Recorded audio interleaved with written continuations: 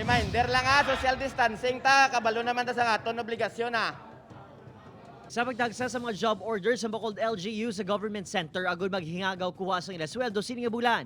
Klaro nga wala masunod ang social distancing ukon ang 1-meter rule.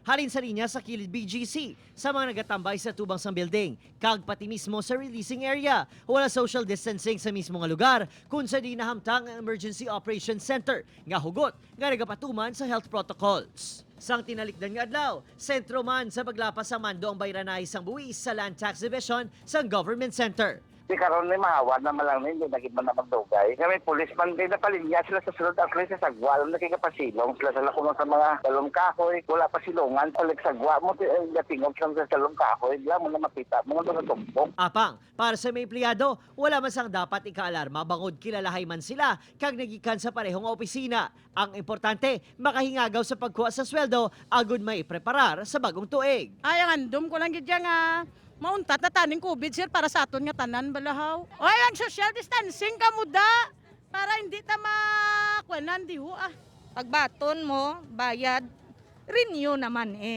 para may ara naman dayon, gasto. Kulang-kulang 10,000 pesos ang nabaton nga sweldo sa mga job orders sa syudad.